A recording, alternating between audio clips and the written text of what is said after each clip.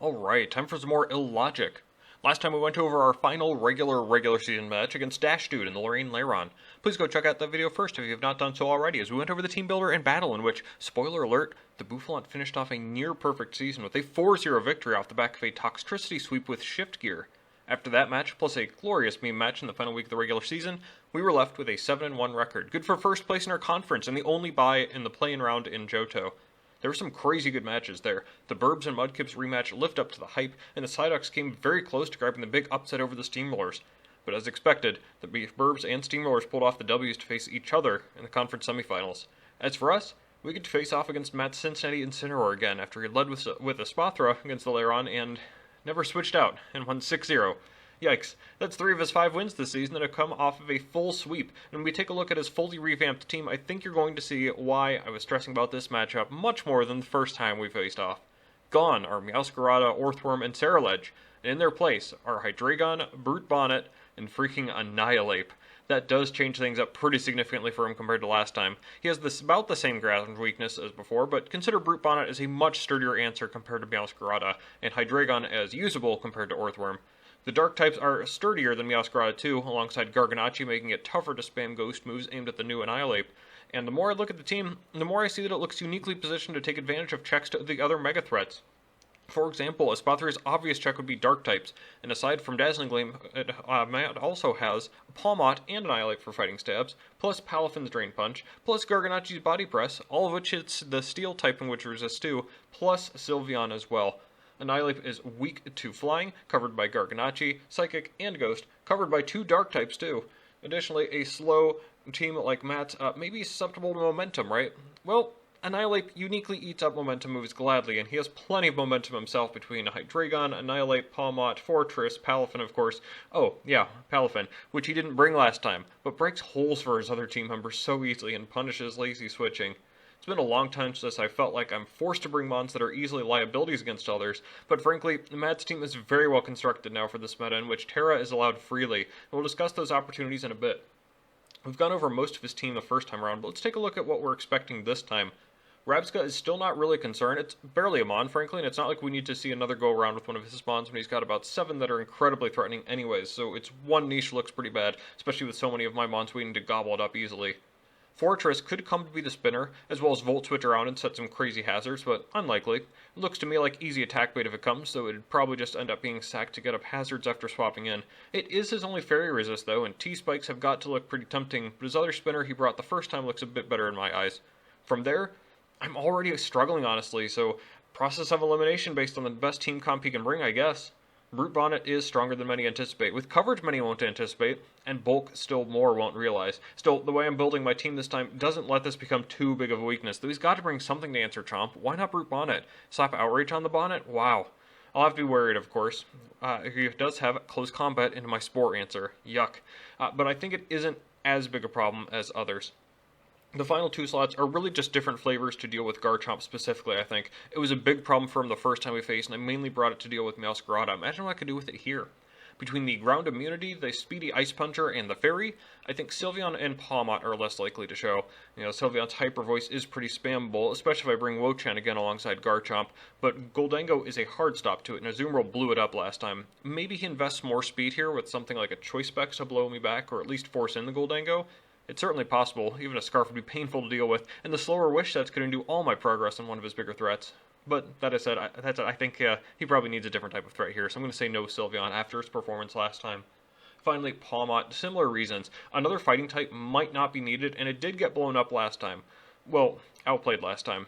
Truth be told, I'm still pretty terrified of this thing coming, offensively again, as it does outspeed Garchomp by a whole 3 base points, and I may need to just sack myself to take it down with something to make sure it doesn't get off a Revival Blessing in addition to its strong attacks. However, as worried as I am about that, I think he tries to get a different look against me with the Hydreigon acquired from the Mighty Miltanks, probably scarfed to float above the ground and threaten out Garchomp. Toss in U-turn for momentum or threaten Wo-Chien, Earth Power or Dark Pulse as a threatening stab to hit Goldango, and the possibility of a Terra into something like Poison or Electric for Azumarill. Yeah, this could be the secret sauce right here. Past that, Donphan should be coming as his Rapid Spinner and Physical Wall to all but Azu, but what a beast with Sturdy as well to stop sweeps short and or get up his own spikes, not to mention Rapid Spinner too, which can threaten and beat Goldango one-on-one, and it's one that can sit in front of Garchomp or Slitherwing among others. The top four, though, really, how did we let Matt get all of them?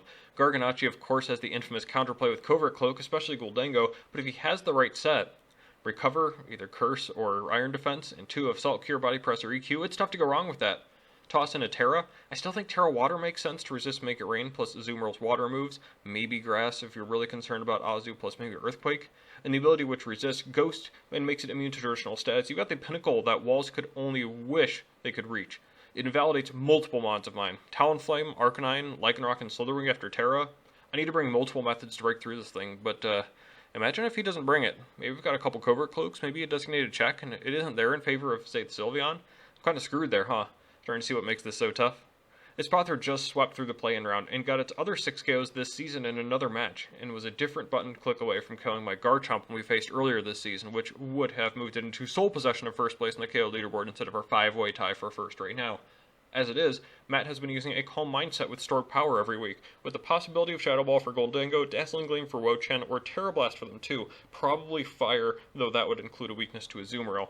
It could go with some power straight up to actually hurt with those coverage moves for a Calm Mind, or go super tanky to ensure it can get those boosts more easily, and still outspeed later enemies with Speed Boost, and he's even gone Roost before too. Frankly though, I think I'm most scared of a Lumina Crash set. Remember that this thing also has a signature move that lowers the opponent's special defense stat 2 stages. That would make Shadow Ball hurt against Gholdengo, that's for sure. It means we've got our work cut out for us in prep. And that includes anticipating Palafin to come this time, even if it cannot Terra. Do you know max HP Azu still takes over half from Banded Palafin? That's insane. The priority move is doing so much damage to me too. And this is probably my best wall to it, alongside Gastrodon and Wo-Chien to an extent. Monstrously powerful and difficult to switch into. Palafin also has the option to bulk up and Drain Punch to restore its health after using a ridiculously powerful Wave Crash to heal up. Truly an insane Pokemon that also deserves my full attention. And the final Pokemon that also deserves my full attention is Annihilape, after being traded over from the Adams Pidgey Emporium. In exchange for Meowscarada, Matt got this ghost-fighting monster which can tank hits all day with Bulk Up and a possibly super bulky set on the special side. Seriously, those defensive stats are impressive, and do the same thing as Palafin, healing up with Drain Punch while hitting with increasingly powerful Rage Fist. After one hit, it's a base 100 ghost move with no drawbacks. It invalidates a couple of my mons, including one I brought against him last time. So we're going to be struggling to find answers to this, let alone everything else, let alone anything that might have a shot to answer multiples of these. Something that is an answer to, like, none of these would be Lycanroc Desk, unfortunately, yet again. It's a strong physical attacker with the main coverage being rock and fighting. Annihilape could not care less about that, and Donphan could not care less about that, and Palafin can shrug off about anything coming its way and KO back with ease. And a +1 Espathra or Hydreigon can take care of me easily, plus Mach Punch from Palmot there, and it's all just too much. I already struggle against these threats, let's find something else. But it isn't going to come from Talonflame. The only time I didn't bring my bird friend this season was against Matt the first time, and I'm not bringing it here either. It would have been good for Meowscarada, and it looks pretty good again here for Annihilape, but past that, Garganacci is the big problem. I'm going to be doing about leftovers damage to it maximum with whatever I do. Can't even status it. Defog would be neat for Donphan and Fortress as hazards, and Willow for things like Annihilape or Donphan or Palafin, but Palafin does have Jet Punch, Palmot with Stab Electric, etc., so I don't think this is the answer either. Nor will it be from the 2 Mons who made their debuts against Matt the first time, who together had filled the void left by Talonflame, Avalugg and Arcanine. Avalugg was my Rapid Spinner last time against Matt with my max physical defense, which let it tank a Banded Flower Trick for only 35%. Very, very impressive.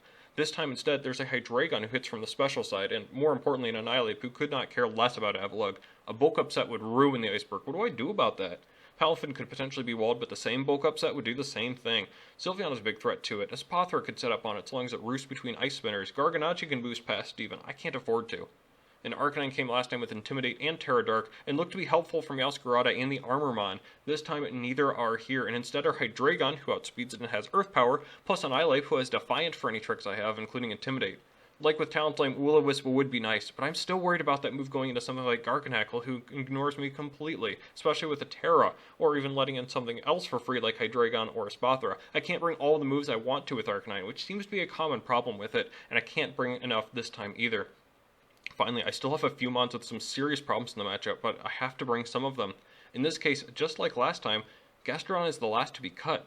Against Palafin, you say? Well, like with the Rotom Wash problem, what exactly am I doing back to it? I would have loved a Toxic Stall set, but I sure don't have access to that. Earth Power? About a quarter to max HP Palafin. At least that beats Garganacci, right? Well, a Spadef set can avoid the 2-hit KO, and with Recover can now stall me out while Salt Cure does a quarter recoil every turn. Want me to Terra Ghost for Palafin? I suspect Ice Punch will be coming. No thanks. Clear Smog looked quite useful for resetting boosts at least, but Annihilate will take the Rage Fist boost to the bank. Hazards look okay, but not good enough to fully commit to them here, especially with Dawnfan threatening, and if I do Terra Ghost this, I'm missing other opportunities for something that doesn't just die to Annihilate. So no Hazard removal, no Water immunity, no Intimidate. What am I bringing? Kudos to Matt with how difficult this team is to prep against. Truly an insane squad he has that I think could have easily made the conference finals in the other league, but I have to believe we're different and have a good shot at this. I'm trying to establish a path to victory against this team, which really is quite difficult, but here's the idea. We're starting with something other than Goldango this time, because I actually do, for the first time all season, have a designated lead here with Toxtricity. I didn't bring it last time because I hated my Scarf options, which I still do, mind you, but after the Throat Spray game, I'm coming up with a couple other ideas. Really, though, I started with the idea that Overdrive and Boom Burst were actually really good and spammable against this team, and with Garganacci looming, I wanted another dedicated special attacker aside from Goldango. What about the last couple slots, though? Volt Switch is obvious, but I want to click Boom Burst for the Dawnfan, but Annihilate covers that, plus boosts Rage Fist from that too. Well, T-Spikes could be nice, right? And when I looked at it more, I drifted away from my early plan of trying to burn Annihilate towards this Toxic Spikes strat. Recall that I'm not bringing a Hazards remover this time. Spikes and Stealth Rock are dangerous, yes, but T-Spikes from that Fortress when I'm not bringing a Fire type to clear it fast, that scared me a bit too, and I thought this was another great reason to bring Toxtricity. But really, the thing that set it off was that Matt doesn't have an Absorber himself. Remember, kids always draft a grounded poison. You don't want to let a bad man like me loose with T-Spikes. My Season 8 match against Matt also featured T-Spikes, that with Nidoking, in a similar set to this, but Nidoking had Substitute to go off. I'm willing to let Toxtricity go down, though, if it means I can get up the T-Spikes, and ideally get some chip off on something, too. Boom Burst 2 at KO's Dawnfan, so if that comes in, I'll happily Boom Burst in its face to get that damage off, then swap out. The only other time I could see me swapping out would probably be against Garganacl, and I could come back in later on to set T-Spikes if needed, or after a Terrace, but I don't want that doing anything weird to me. That said, if it or something else does try to set up, whether with stats or hazard, I do have the tech Encore as well to help out. I'm trying to speed creep the Annihilate a little bit here, so imagine if it starts setting up some bulk ups, Encore that, swap to Goldango after a T-Spike, done. Or if it outspeeds me, I should be hitting it pretty hard considering that investment. Terra Normal in case I can get that Boom Burst over the edge for a KO. Otherwise, I do have a couple of mons I want to save it for. Either way, I'll outline what the play is for each lead once we get into the match. Kind of exciting to have a designated lead, actually. See if maybe we can psych out the opponent by taking our time at the beginning of the match anyways. So what stops this strat? Aside from Terra Poison to absorb it, which I was anticipating from Hydreigon anyways, which isn't even a grounded mon, his two removers are Rapid Spinners. Well, I don't know if you're aware of this, but we do have a pretty decent ghost type on our squad. Last time Goldango came with the Covert Cloak to absolutely dumpster on the standard Iron Defense Garganacl. I also outlined on this channel that the set used to beat my Goldango is Curse instead, using Earthquake to beat up Goldango rather than Salt Cure. This may be a bit risky, and I'll outline my plans for the Salt Pokemon later, but this is not Covert Cloak again. That seems way too obvious, so I had a couple different ideas laid out. The first was a sub-nasty plot set, something that would let me heal up on something like Garganacl lacking EQ, or Brute Bonnet that would only have Sucker Punches coverage, or even Sylveon, and boost up to ensure a KO on something with the extremely powerful and spammable Make It Rain. That looked like the spammable move for this match. That was neat, but it felt a little reliant on specific threats coming, as opposed to the beauty of this set. It looks pretty standard. Okay, it's a standard Scarf set, granted, but I love what it does for me. One of the biggest issues with this matchup is that Matt's speed tiers of his threats, Palafin at 100, Hydreigon at 98, and especially Annihilate at 90, fall perfectly in that speed gap created when I dropped Darkspun near the beginning of the season. Imagine if I still had that mon for this matchup against those three? I didn't think about that till just now, actually. Anyways, to bridge the gap, I'll simply boost over and past them with this. As mentioned, Make It Rain is the spammable move here. Palafin resists, but should be taking a ton from it, as would, of course, Garganacl and Hydreigon, who resist Ghost, plus everything else. Even better for me, an offensive set like this is primed to take advantage of T-Spikes. Or maybe the other way around. If Make It Rain threatens the KO, which I would like to use over Shadow Ball, especially if Hydreigon is here hovering above the T-Spikes, then we're going to either force switches or snag KOs. With the great damage ranges present from this move, I'll take those relatively easy and safe KOs. If my opponent switches, be prepared to eat 12.5 from Poison, plus another 12.5 the next turn if I have the right answer to be able to switch around, not to mention the 120 base power stab move, even if you resist. If I'm preventing him from switching around, I better be getting KOs, which Goldango sure does. Scarf with this speed lets us outspeed Jolly Palmot. Pretty nice to be able to run Modest while keeping that up too. Hex would have been pretty cool actually over Shadow Ball, but I wanted to keep that consistent damage for Annihilate. T-Bolt is solely for Palafin, and of course that Terra Water Garganacci that I'm terrified of, that would be immune to poison potentially, and Trick in the last slot. This is what really sold me on the set though. Remember all those silly setup threats my opponent has? Iron Defense, or Curse Garganacci, Calm Mind Espathra, or Bulk Up Annihilate, etc. Here it is. Here's my answer to all those, especially Espathra, who is probably going to be their Terra if Garganacci isn't. Boosting out of control, if I live a Shadow Ball, I can trick the Scarf onto it and stop any further setup or get an answer in and finally take it down. That'll be even more important when we look at my other mons in a moment, but this looked like a real nice failsafe for those boosters. Finally, Terra Grass again. I heavily considered Terra Ghost to power up Shadow Ball and take away the ground weakness, at least against Donphan, but Terra Grass not only resists ground from Donphan and Garganacci, but it also helps me resist Jet Punch from Palafin, which I've seen Matt favor in the endgame, and for which there isn't really a great answer otherwise, especially that being his priority move that can actually hit me past the Scarf and typing. Seems like the play to me, though it will still obviously be incredibly risky to switch into Donphan Raw.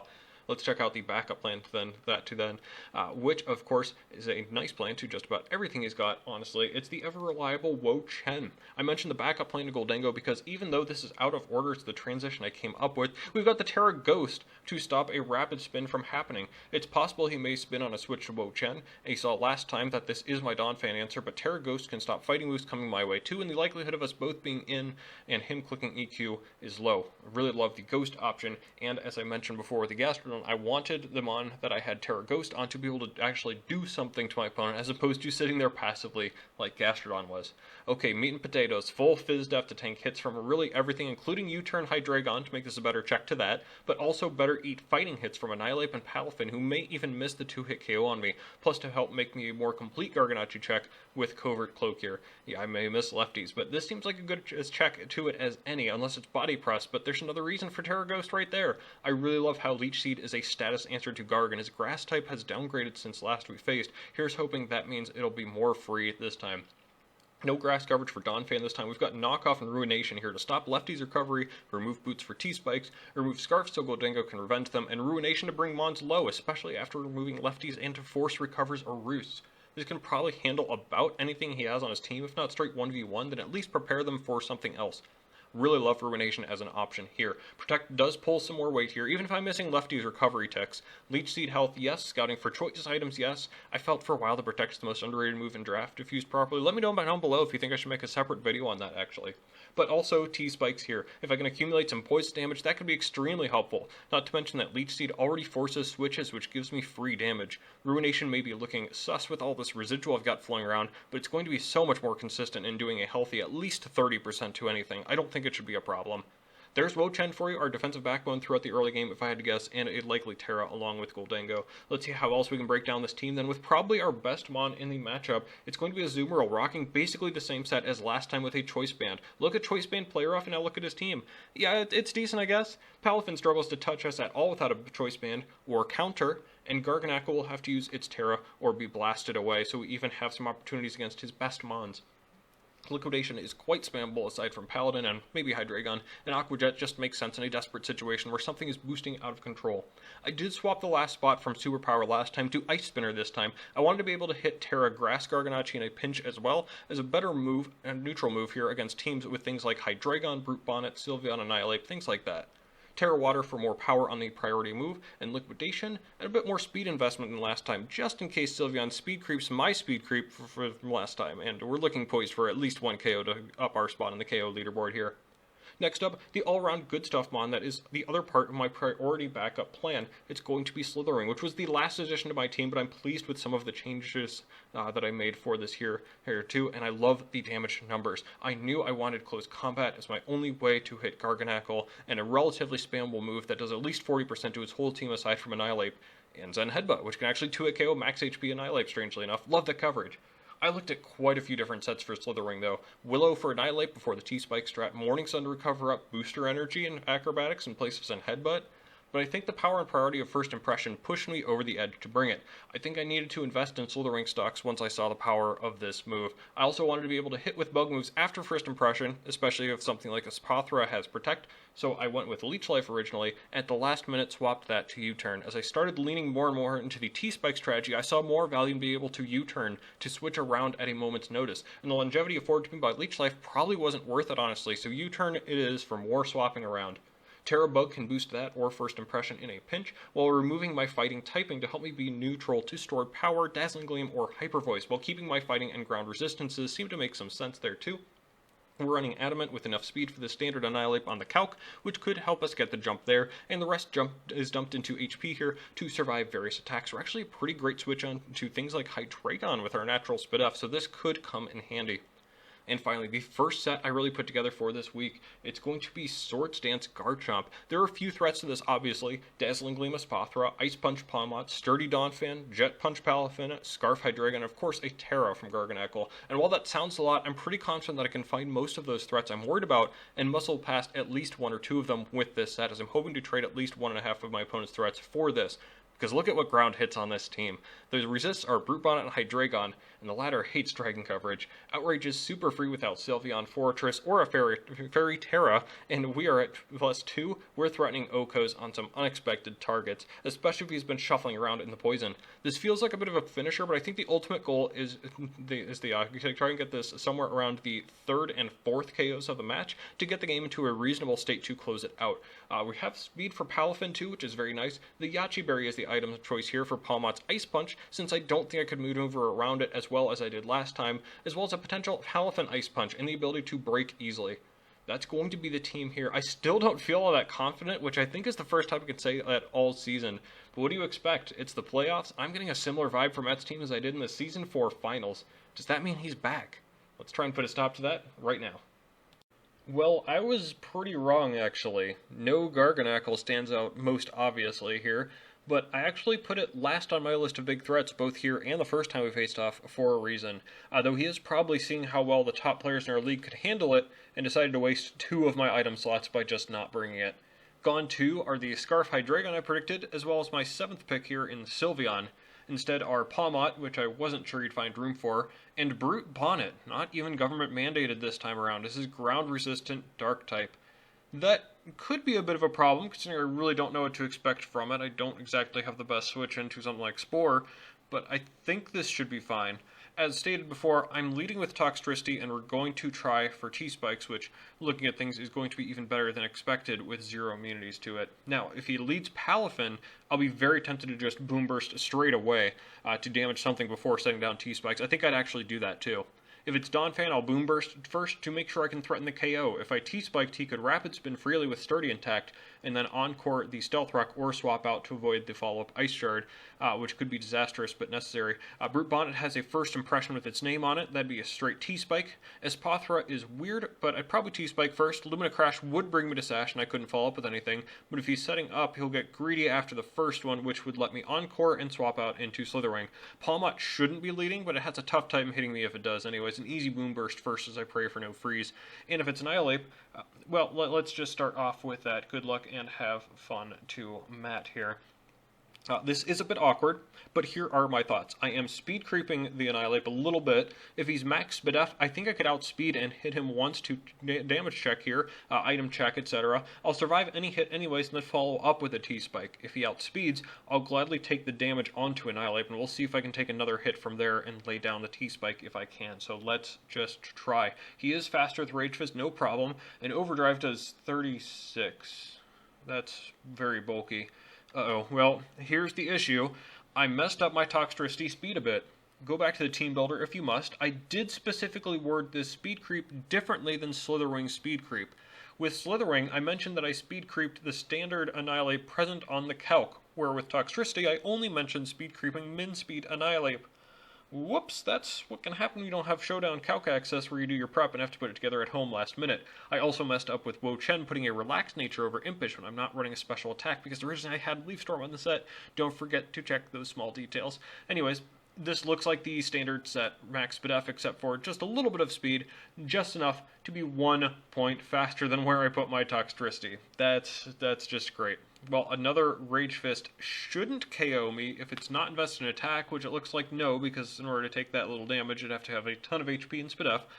So let's just get up the T-Spike now. I really only want 1 layer because it would take 3 turns for Toxic to equal the damage from regular poison, and I don't suspect he's going to be staying in with anything for 4 turns, aside from maybe a Spathra.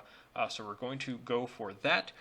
Bulk up on the layer of T-Spike. Yeah, this is definitely the standard set, isn't it?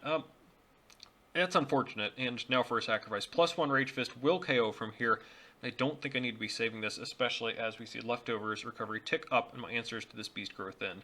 Sorry, Toxtricity. Here's hoping those T-Spikes put in as much work as it looks like they will. The last man standing last battle to the first casualty, turn 3 in the playoffs. It's not for nothing, though, hopefully. There is a bad monkey staring me down now that I need to deal with, though. How? With that bulk, Shadow Ball is only doing, actually, around 60%, if that. And you know Rage Fist already has a chance to KO, let alone with another boost. So, not Goldango. Slithering, definitely no. Garchomp, no. I do have an option to KO from here, actually. We do have Azumarill with the Choice Band, which will still do a minimum of 102% with Play Rough. I don't like taking damage on Azumarill this early, but aside from Palafin, the defensive utility of the Swan isn't actually all that great, admittedly. I need to take care of this immediately and start forcing some poison damage Azumarill in. Rage Fist does well over half, of course, and Play Rough, miss. Yeah, of course, we start the playoffs the same way we started the regular season, with a crucial Play Rough miss. I had a feeling this would happen. I had a friend encourage me saying that maybe the karma of the universe will make up for that week 1 miss. Or, as things tend to go, the universe could double down. Crap. I could look at the board state, but that would just make me sad. Rage Fist is incoming, and I need to hit my emergency button now, even if it seems like it would be better used later on, or isn't the play. Azu isn't doing anything now, but could later. I have a Ghost Resist available right now, so we're going to try it. Wo-Chien in to take minimal damage from Rage Fist. Okay, not bad. It's a start. Even if I can just force this thing out, maybe later I can get it low enough for Goldango to KO it, especially if I keep its Rage Fist counter low. And to help facilitate that, we're going to deploy Leech Seed. Well, no, Annihilate called Wo-Chien some names, so no Leech Seed or Protect. This is the standard set. Yeah, it is. That makes sense. Well, with Annihilate back up to full health after lefties, at least we get to see the benefit of this set specifically. On this turn, we are going to click Knock Off to take care of lefties as he Drain Punches some health up.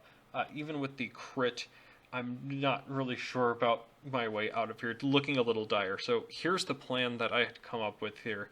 I need to get this Ruination off this turn. If I miss, that could very well be game, but we're going to have to try to give me as many options as I can possibly have. This would get it into range of Shadow Ball easily, unless he heals up, because his other move is Drain Punch. Lefties are gone, but Drain Punch can still give him health back. Additionally, looking long term, boy are those T-Spikes going to be important, eh? And with all that in mind, plus the fact that he's probably not going to be clicking that 150 base power Rage Fist this turn, I think I have my play in going Ghost this turn. He just bulks up, but thankfully I got off the damage that I needed to there with Ruination. Even if I didn't avoid a Drain Punch to look fancy, I'm still pretty glad to have the Terra Ghost up for Donphan, just in case. Hopefully didn't speed creep, minus speed Wo-Chien. Okay, final part of the plan. I now need to get Wo-Chien out safely so that I can switch in later if needed, and then a way to get Goldango back in. With no Ghost Resist left on my side, I'm so sorry you had to go out like this as my KO leader, but if you miss Play Rough, I can't really do anything to help you. So unfortunately, Azumarill is going to have to come in here and be the sacrifice here. In exchange, Goldango comes out. Matt may be thinking I'm just desperately hoping I put enough speed in Goldango to outspeed, but with a Scarf, I'm obviously confident on my end. Now for the move. He could swap, yes, if that accomplishes anything. The follow-up move will be very interesting too. I Shadow Ball, that sounds like a free Root Bonnet. Actually, that's probably the follow-up no matter what, isn't it? But I said it before, but Make It Rain is so free this game. Without Palafin in its hero form yet, and Palmot incredibly unlikely to come in with nothing down or to take a hit, plus a Brute Bonnet switch is really the only immediate switch that makes sense, I'm going to click Make It Rain this turn instead of Shadow Ball, and we already know, because we're Scarf, we're finally going to bring down the Annihilate, which is, oh jeez. I sacked Toxtricity, I sacked Azumarill, I sacked half of Wo-Chien's health and my Terra, and I may have clued Matt into my item on Goldango, but I did get T-Spikes up at least, right? I mean, that's my current saving grace, honestly, is we're of course going to see a Brute Bonnet make its way onto the field. Spore is possible, but I also think it's a real possibility he doesn't know my item right now. Here's hoping I hesitated enough to shine some doubt on what I'm holding, which could influence him to thinking I'll stay in and stay immune to Spore. I need to get a leg up by going into what is, aside from Spore, actually a great defensive answer in Slitherwing. I'm going to head over there, and that is a crunch. Unfortunate that he has the non-Sucker Punch Dark move, but fine to switch into. I actually quickly locked into U-turn here and sat on it for a moment, but pulled back when I looked at everything a little bit more. Yes, I would love to get some more pressure going by switching around, but if you look at his team, with Annihilate down, what wants to swap into a bug move of mine? Palmot? Actually, first impression with that extra 20 base power is going to do a ton of damage to anything, especially with Palafin still in baby for me, and still secure the bag against this if he decides to stack it. Probably not, but if something else big comes in, I want to make sure I do the damage that I need to do. In this case, after a little bit of poison damage, it's going to be Donphan that swaps in, gets poison, and takes a huge chunk from first impression, falling below half after the poison damage. That's not a Donphan with defense investment. It simply cannot be, and that means it's in range of a KO from close combat. So here's maybe a weird play for me, but I think I can justify it. I really don't want this to spin T-Spikes away, so just that bit of chip goes a long way toward keeping them down. I can finish it off right now with CC, but that will leave me with lowered defenses against 3 Mons that outspeed me. Do I want that? Frankly, this amount of health I'm at right now would be about perfect to stay at. Any lower than this, and we're kind of getting in range of a couple different things we'll probably talk about later. Additionally, there's a shot he may think I'm locked into this move in some capacity, and it wouldn't be the worst play to try and stay in. In that case, how much does U-turn do? Enough to get it into poison range, in which case, my play will be to click U-turn in case he tries to do a switch around on me a little bit, and if he stays in, I can still avoid the spin by going into a ghost type that I don't need to preserve, thanks to the already low health. So I'm going to go for that play now. U-turn, see, it brings it that low, into Wo-Chien, who does at least survive the earthquake, and down goes Donphan to poison. Wow, looks like we've already gotten to a much better position. 4-4 with Wo-Chien very low and my Terra down. Plus he has a Revival Blessing in his pocket with Palmot, but I do still have the T-Spikes down, which it looks like they'll be forever unless he revives Donphan with Revival Blessing. Wouldn't that be strange? But I think my whole team should be able to outspeed and KO that Donphan from half anyways. That's the saving grace right now, as Palafin is going to come in to try and transform. Actually, I may just be in flip turn range, so I'd like to get a little bit of chip off if possible by clicking Protect. But I've been bamboozled, as Brute Bonnet comes out on the hard switch instead, potentially expecting a Leech Seed or something like that. See if this chip on the mushroom matters when I've got a whole Slitherwing in the back. What a good mon. Well, I should outspeed this at least aside from Sucker Punch, so it's either Protect to stall a turn of poison or just try and get off the knockoff chip. I did decide on knockoff, actually, for my play, but I actually do just catch a Spore first, probably trying to catch that Slitherwing now. However, I didn't see any use for Wo-Chien at this point. I definitely didn't forget about Spore. No, sir. So this is probably a best case scenario. I don't know if you've ever seen the grass type Wo-Chien put to sleep by a Spore, but you know, it's still not bad. I actually do now, though, have a reason to keep this alive as sleep fodder to stop Brute Bonnet from putting Slitherwing to sleep later, which is suddenly looking as important to the game plan as I thought Azu would be originally. Actually, taking that step back, what is Garchomp's role right now? I'd say it's got to be for Palmot, and as Brute Bonnet gets more chipped with presumably not much bulk considering it had speed for Wo-Chien, the ground resists are looking a little sparse. Scarf Goldango, Yachi, Garchomp, the power first impression, and the amount of health left on Slitherwing. I think the endgame is finally starting to come into focus. For now, I don't like taking any more chip on Slither than I have to, but I have to get it in at some point here against the Brute Bonnet, especially if this is going to be a consistent switch-in from him. There's no better time than right now with something asleep, so I think I'm going to try that. But of course, he has the same idea. He's going to go into Palafin Hero at the same time. Now, first impression is very strong, but it's not that strong. A quick calc tells me Palafin will survive first impression with Wave Crash KOing me right back, and that is not a trade I need to take right now. Instead, as before, it's only one turn after I declared it, but I think Wo-Chien has outlived its usefulness. Despite absorbing sleep just one turn ago, it needs to be let go. So we're going to head into that, and yep, it's going to be Wave Crash indeed, and the recoil plus poison will bring Palafin down to 70%. I literally only have one choice. Gholdengo will be coming out here. T-Bolt will KO, but is that the move? A swap into Brute Bonnet is looking relatively likely, and what about the follow-up Crunch versus Sucker Punch versus Spore? Is that a game I really want to play? Not really, but what other choice do I have? Double the Slitherwing? That seems way too risky to me. Way less risky to just click T-Bolt on the wand in front of me. Besides, I'm not convinced he's figured out I'm Scarf yet. So let's show him right here and now. We're going to do it. T-Bolt hits and does KO. No Assault Vest, no Whack and Berry at the very least. So that's pretty nice. So it's going to tie up the score at 3 each. This is actually starting to get wild, but it looks like the jig is up on that Scarf as Palm Out comes in, which really only makes sense here if it's Focus Sash or he knows I'm locked into the electric move. So what could he do from here? Double Shock has a shot to KO me staying in, as well as Slitherwing actually. But Garchomp is an obvious switch to. Ice Punch I think is the easy play with a little downside. Or he could go for a Revival Blessing right now to get back Palafin. It's a little risky. I don't want to take damage on anything else. I think I still have to go Garchomp and hope he doesn't click a move that would damage Garchomp. Instead, hopefully going for either the Double Shock or the Revival Blessing on this turn. Maybe try and get Overconfident Ice Punch the next turn when I can Earthquake him. So we're going to try it. Going to have to go Garchomp in, and he gets the Ice Punch play correct, doing slightly under half and taking Life Orb plus Rough Skin, Recoil plus Poison. I think we've already had a few game determinative turns here. Ruination missing may have ended the game. Slitherwing swapping into a Spore from Brute Bonnet instead of Crunch probably wouldn't have ended the game. And here's another, I think, relatively obvious one I absolutely need to get correct. Another Ice Punch from what appears to be Jolly Palmot obviously does the remainder of my health. In that case, I'd need to go Gholdengo and KO the following turn with probably Shadow Ball, which leaves me open to more Brute Bonnet mind games. The other option Matt has is to anticipate that and ensure he gets off a Revival Blessing, saving Palmot in the back for Garchomp later by swapping out the turn after when Gholdengo comes in this turn. This looks like a 50-50, with staying in providing the biggest risk and the biggest reward. However, I ultimately decided to stay in this turn. I think Matt wants to get off that Revival Blessing. If I go down here, Palmot's easily in range of Shadow Ball anyways. And frankly, from there, I think I could potentially still win, depending on the Brute Bonnet mind games and the Espathra set. Not to mention the first time we faced off, I had to maneuver around some crazy plays to take down Palmot. We baited in an electric move, so Garchomp swapped in.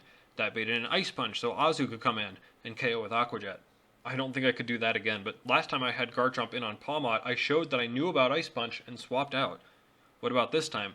Does he think I'll switch this time? Does he believe in Palafin in the back? Or in the Espathra, Brute Bonnet, and Palmot? I think Palafin. So I'm going to click Earthquake on this turn.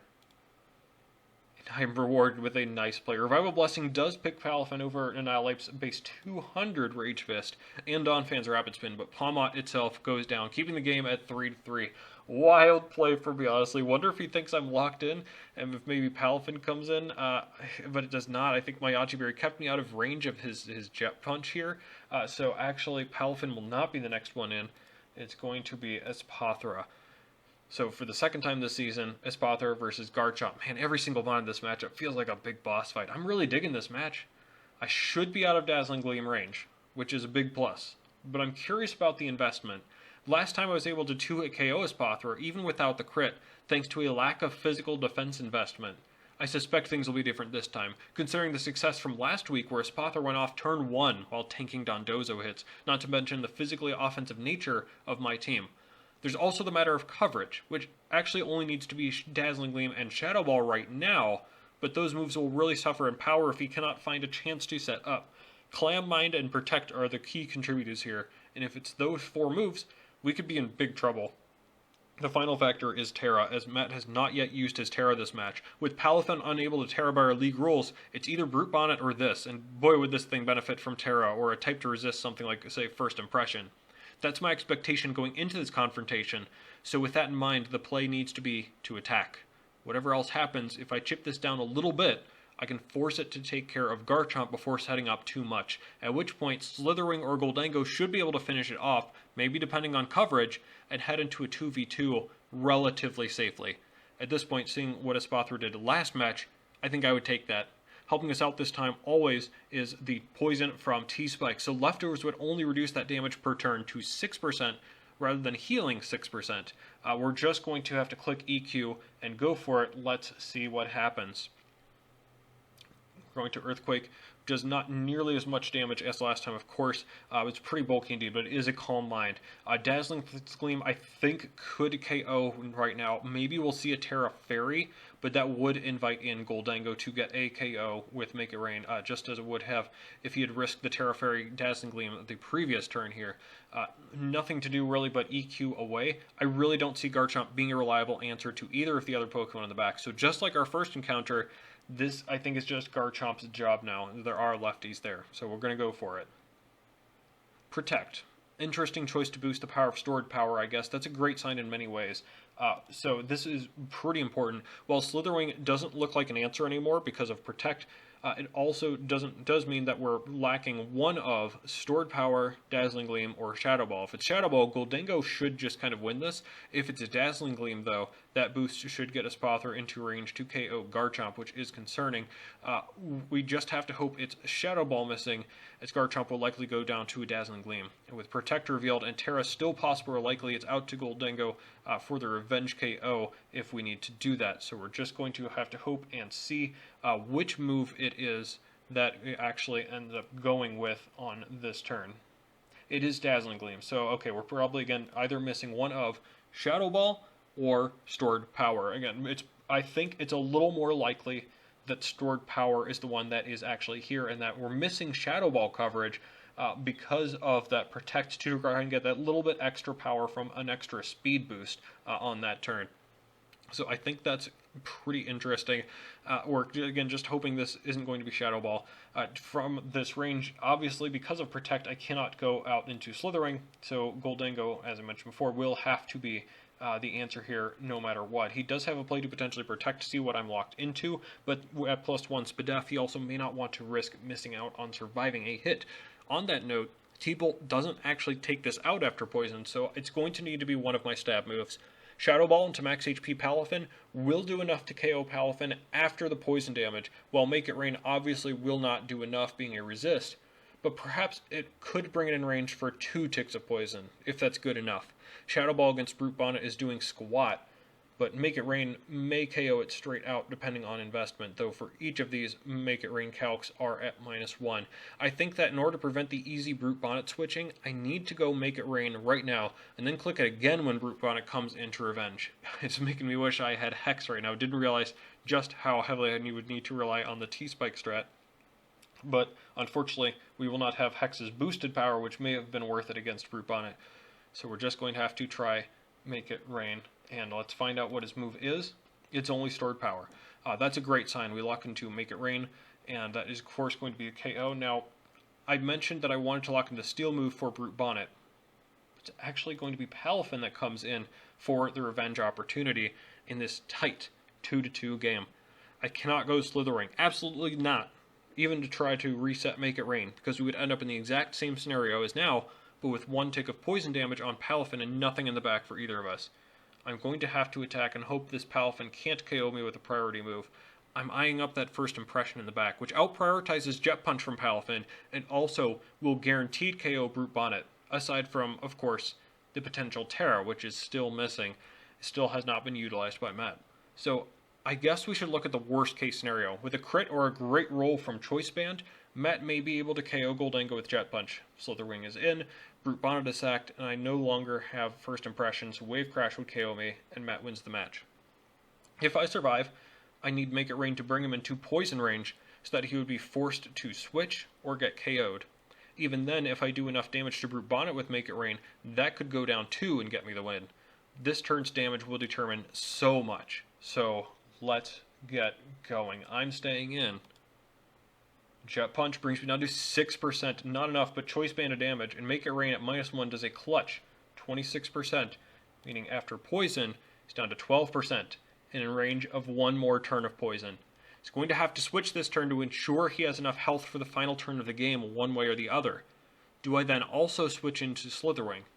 If First Impression then KOs Brute Bonnet, I win because Palafin could KO one of my last 2 mons, then succumb to Poison, and either wouldn't KO Slitherwing with Jet Punch, 7 and 8 roll for me to survive, or would fail to outspeed Gholdengo anyways.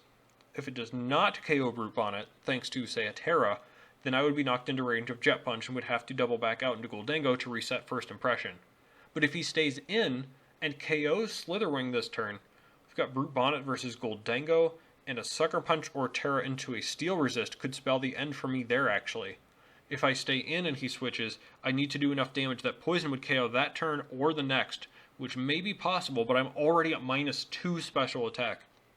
It sounds like most of the paths may lead to victory, but there are still many that lead to defeat still. In the end, I think I actually may have chosen the worst path by staying in and clicking Make It Rain again. If we traded out, Matt would still have his Terra left, though I'm not sure Brute Bonnet could possibly do enough to Slitherwing to win before succumbing to Poison.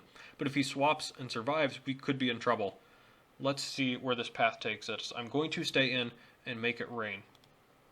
He swaps into Brute Bonnet, who has a neutral, takes still pretty good damage. That's 34%, and after Poison, we'll still have 16% left. Not enough to go down to Poison this turn. Finally, one more play. If it's Spore as I swap into Slitherwing, that could open the door to a loss. If it's Sucker Punch into Gholdengo, that could open the door to a loss. And in true Bouffalant fashion, I think I picked the riskier option here one more time. If I swap into Slitherwing, Brute Bonnet will not KO, which means he has 2 turns left in the match. If he can 2-hit KO Slitherwing, I just swap back into Gholdengo and preserve First Impression for the final turn. If he Spores, I'd have to call that he couldn't OHKO me with Brute Bonnet and stay in, securing the win with Poison. So worst case scenario, there is a Terra-Flying Terra Blast this turn. Pretty unlikely.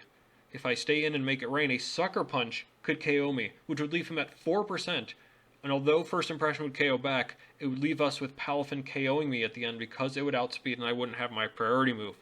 If he doesn't have Sucker Punch, I'm in the clear. While Sucker Punch is obviously more likely, I think I missed the Slitherwing line on this return. Maybe I was worried about something else being able to KO Slitherwing, but this opens me up to an L right here. After all that, after clawing back from the depths of Annihilate-flavored despair, did I throw it at the end? Well, my dear viewer, I do have something to say here. Brute Bonnet outspeeding Wo-Chien much earlier in the match was indicative of something important. Not that my relaxed nature screwed me, but that Brute Bonnet was pretty speedy. Actually, it's very speedy. That is a choice Scarf Brute Bonnet, and as a result, it is not running Sucker Punch. -3 Make It Rain on the Terra Water, which does help it survive to KO Gholdengo, but it will also, of course, succumb to Poison in turn.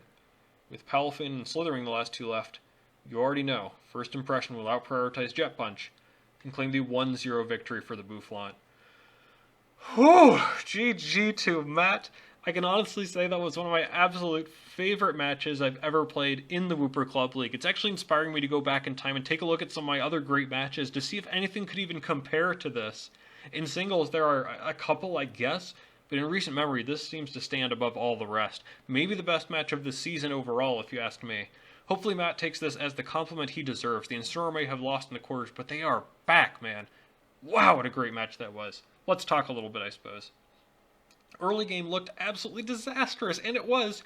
Even in a best case scenario, Azumarill would have been very low with banded Jet Punch range, and Wo-Chien would have been at full though.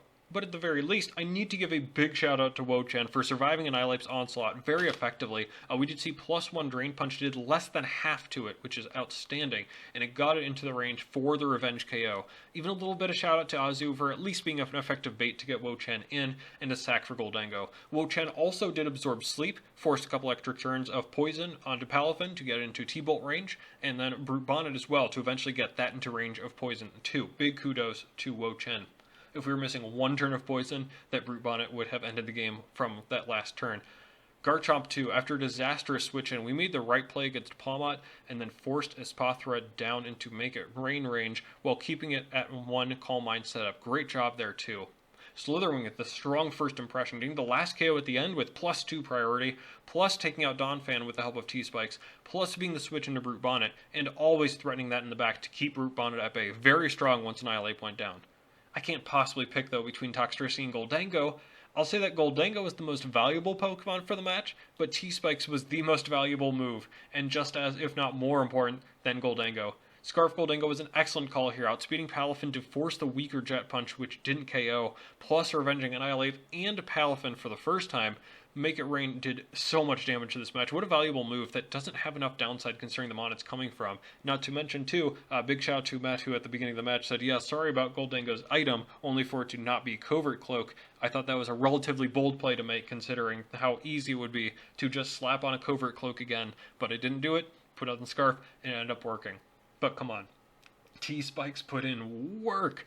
There's no way I would have had the proper amount of damage against Brute Bonnet without T-Spikes, or against Palafin the first or second time it was around. The first time it got into range of T-Bolt, the second time it forced Palafin to swap out to try and get Brute Bonnet to clean up before Palafin succumbed to the status, but instead Brute Bonnet had to take 5 rounds of poison itself to go down to passive damage.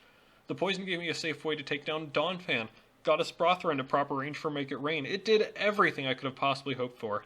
It was a bit late in T-building when I decided to just lead Toxtricity and set those T-Spikes, but I'm not sure I could have won if I had built any differently, though it was admittedly made much easier with the lack of Fortress, Hydreigon, and especially Garganacl. Wow, what a great match. Again, Matt, seriously, GG, man. That ought to wrap up this week.